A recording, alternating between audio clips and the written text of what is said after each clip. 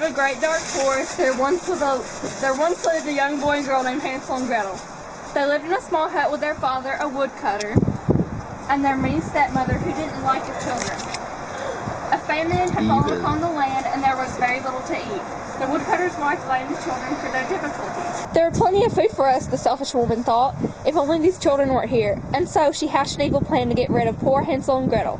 One night after the children had gone to sleep, the woodcutter groaned to his wife, "There's not enough food in the land, my dear, for our children, let alone ourselves." Fear not, my dear, for I have a solution. I will take the children into the woods, where berries and fruits are plentiful. After which, I will leave them be, and we'll have enough food for ourselves. I hope you are not mistaken. Don't worry, my love. and with that they went to sleep. What the wife didn't know was that the children had heard the entire conversation. What shall we do, Gretel? If only we knew the forest better, we could sneak back after stepmother leaves. But we have no way to find our way home. The next day, after their chores were done, Hansel and Gretel's stepmother announced that it was time for them to gather berries in the forest together. She gave them both a piece of dry bread for their suppers and led them on their way. Hansel realized he could use the breadcrumbs to mark the trail back home. In his pocket, he broke the bread into small pieces and threw them out onto the path they walked on, deeper and deeper into the forest. After they gathered the berries, the children were quite tired. Their stepmothers told them to rest while she finished the job. But as soon as they were asleep, she ran back home, leaving them in the deep, dark forest. Hansel and Gretel awoke to the strange night sounds and saw the moon glowing brightly above. Find the crumbs and trace the path home. And they got up to find the crumbs they had left behind, but they found nothing. The crumbs had been eaten by birds and squirrels. They had no way to get home. Hansel and Gretel walked the whole night searching for the path, but every way looked the same. Finally, they huddled together by the trunk of a great tree, wondering what would become of them. The next morning, they were awakened by the song of a bird, which led them to the most amazing house they'd ever seen. It was tiny, a little cottage built of gingerbread and icing. Its roof was made of cake and gumdrops, and its windows were made of pure sugar. Chirp, chirp, Hansel, what food?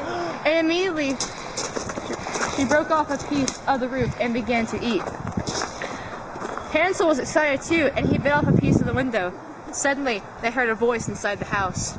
Nibble, nibble like a mouse. Who is nibbling at my house? Alright, the children giggled with their mouths full, and they answered quickly. We cannot lie, we speak the truth. The wind is nibbling at your roof. And then they laughed and went on eating, until the door of the cottage flew open, and out came the old ugly woman. We were left by our stepmother to die in the forest. Please forgive us for eating your cottage, but we're so hungry. The old woman smiled a toothless grin. Please come inside. Stop! She took them inside and fed the milk and pancakes, and then when they were finished, she tucked the children into bed.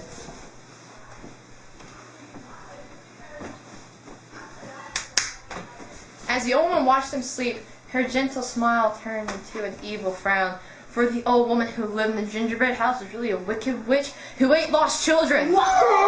As she was cooking dinner, the woman began to think, I'll eat the boy first. The girl would take a lot more doing. As soon as the children were asleep, she scooped up Hansel. Do you want a piggyback ride? Yay! Yay! You put me in the shot game, huh? Sorry. You should have backed up.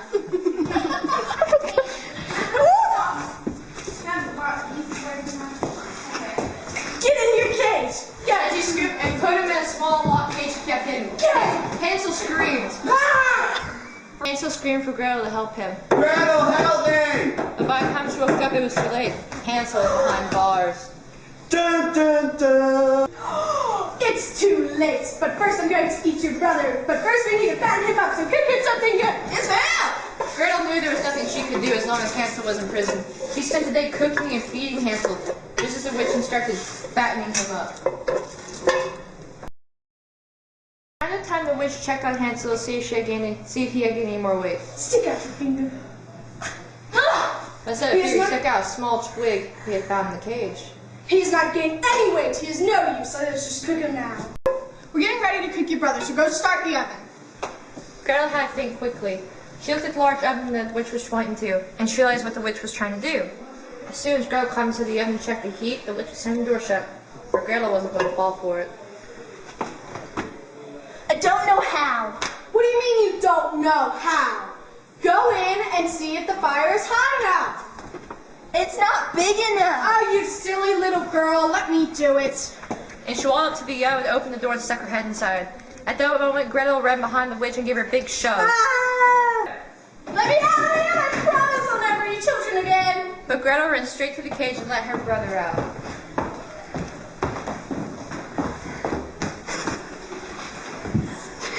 Hansel and Gretel were so happy to be rid of the witch. They ran out. You know why. They ran outside.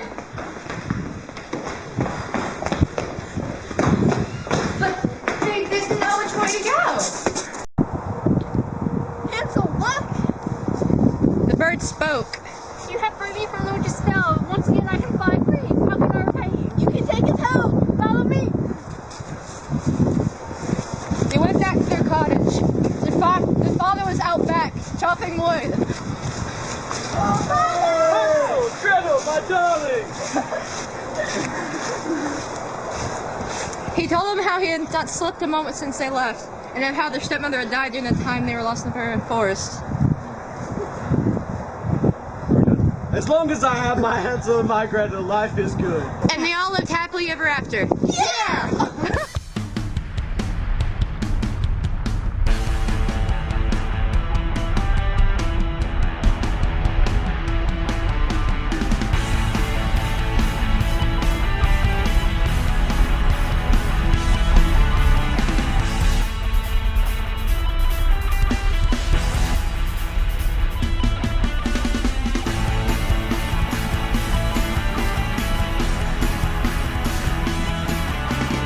Small hit with our father.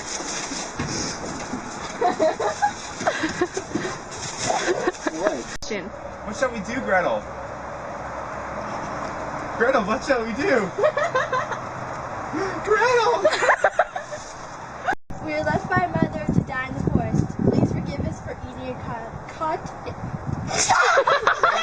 We can find our way back home after stepmother leaves. The next day after their chores were done, Hansel and Gretel's stepmother announced that it was time. Leave the camera with him. You're gonna stand there. We can cut Do a walk thing. Oh, that'd be awesome. What? We were left in the forest. Nope. What shall we do, Gretel? I'm gonna slap you silly. Go. Oh my god, that's where we don't get I just started to shut up. I said my lunch. Okay, I started it. Go. Shut up. Go. You and you go. It's recording. We can cut all this out. Sure. Took them inside and fed them milk and pancakes. Get that part. I don't care, I have to read the story. No. Kayla! Start it Oh my god! Do it now. Brandon. For the old one who lived in ginger. She didn't do the clap on, clap off. Stop talking. It doesn't matter. Stop talking. It wasn't me this time. I will. Yeah, you She did took it them like... inside. Just go. She took them inside and fed them milk and pancakes, and then when they were finished, she tucked the children into bed. Go. Oh, sorry. Like, just don't stop it. Okay. What am I supposed to say? Stop the oven. Wait. Really?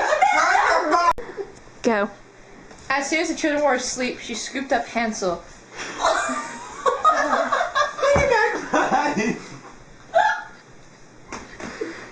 Oh, that's it.